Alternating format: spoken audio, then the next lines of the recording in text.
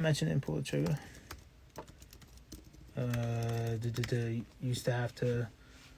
Used to stack shoes, or is that a different song? Let me go read my own lyrics. Even when I stack shoes, I was never clocked in. Exactly. Because that's saying, like, when I was stacking shoes, I wasn't really there mentally. I was out. Even when I stacked shoes, I was never clocked in. Oh my God, this is hard. These are hard lines. That's why Pull the Trigger is nasty. Because the beat is insane. The hook is incredible. The verses are incredible. And the whole message of the song is insane. So, allow me to just fuck with me for a second. Never felt like an employee, always felt like CEO. Even when I stacked shoes, I was never clocked in. Always walked out, but I never walked in. That's a tribute to my headspace. That's it right there, bro. It's on your head. I was doing It's On Your Head shit at 17. Damn right I wrote that book. That makes sense. Good for you, bro. I'm proud of you. You killed that. You killed that. That's hard. That's hard. And then my second job, which y'all didn't ask, but I'll just say.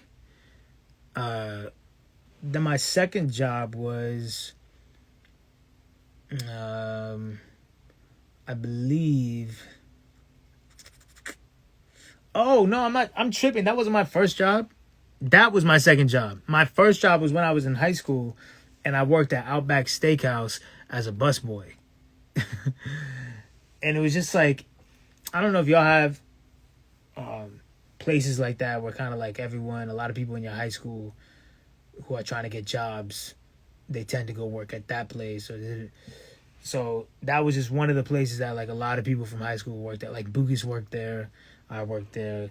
Just being busboys, and that shit was fucking... I fucking hate cleaning up after myself. Let alone you and your gross ass family. Just mashed potatoes smeared on the fucking seats because you got a wild ass 7-year-old. Man. And I saw so much shit going down in the back, like people eating the fucking blooming onions and that brown pumpernickel bread and shit. Eating the fries before they go out. Be watching like couples getting the like crazy arguments, walks out, and you gotta like, are you done or too soon or what's that? Man, fuck that job. I remember my chemistry teacher came in one time, and me and him always had like a gripe and a beef. Because he was a big Florida State fan, and I've always been a big Wake Forest fan because my mom worked there when I was younger, and I used to go to the games and shit, the basketball games. And so, you know, they're both in the ACC, and when I was a sophomore in high school, Wake beat Florida State in football. Sorry, I think it was paused, but I was a sophomore in high school. He was a big fan of Florida State. My chemistry teacher, I was a big Wake fan. Wake beat Florida State in football, which should never happen because Florida State was always and is always way better than Wake at football. And so the day, I'm talking about like, they beat them on a Saturday, right? On Monday, I had the fucking t-shirt. Like, I don't know how I got the shit so quick, but it was a t-shirt of like like Wake the Nation, and then the score was on the left chest. And I walked into chemistry, and he was just fucking like, I forget what did he say to me? He says something like let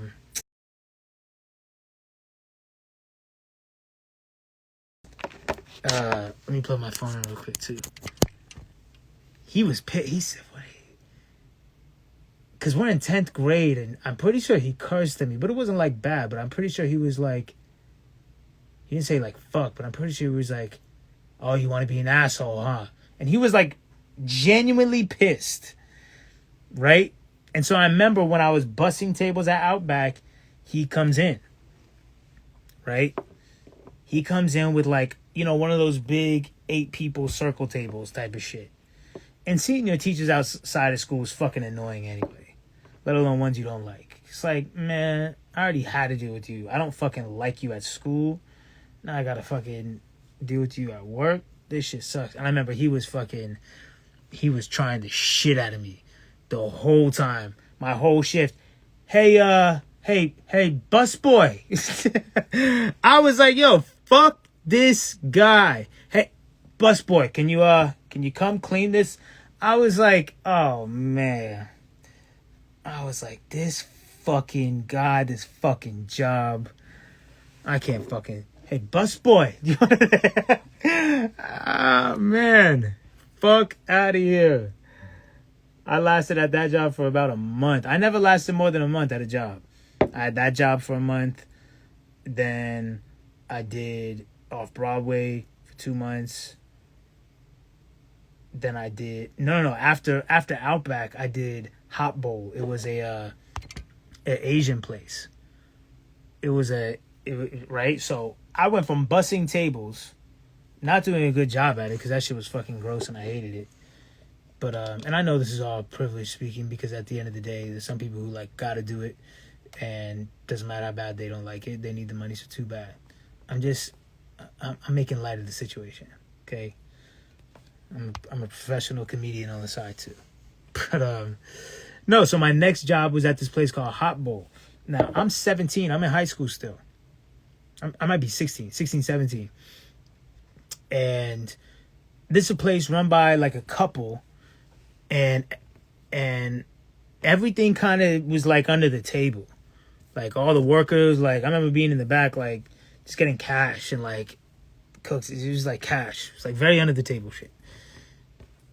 So I have a month experience of being a mediocre busboy. Walk in, and I'm a host. I'm like, great. That's what I always wanted to be. You know what I'm saying? I was a host. They end up asking me to be a waiter. I'm like, I don't know how to be a fucking waiter. A waiter? This is crazy. I'm a pathetic busboy. Pretty good host because it doesn't require me to do anything other than smile and bullshit. Waiter though? So, okay, I'm a waiter. Boom. First table comes in. They're in the booth. They ask for waters. Tell me why pouring the water out of that fucking pitcher with ice is so difficult. I go to the back. I get the water with the pitcher. I'm like, pouring water. Come on, it's easy. Pick up the glass like this. And here's why I fucked up. Because, I don't know. I didn't know what the fuck I was doing because they were just like, go be a waiter. No training, no nothing. Just go be a waiter. I was like, all right. I pick up the glass like this, take the pitcher of water with ice in it, and I pour slowly because I'm trying to be classy. I pour slowly. What do you think it does? The ice in the water just runs down my hand onto the booth. It's splattering. I'm like, in my head, I'm like, I don't even know how I could fix this because I just realized I don't even know how to pour water.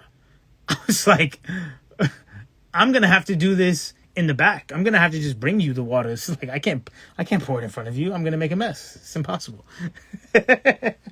So this is not where the story ends with this ridiculous fucking job. So same day, swear to God, same day, I'm fucking that up. They obviously see it. It's a small place. 8, 9 tables in it tops. Small place. Couple running the place. They're the ones cooking. You know? And handling shit in the back. There was like one other chef, but they were the main ones in there cooking. They tell me, right? They tell me to come and cook the vegetables.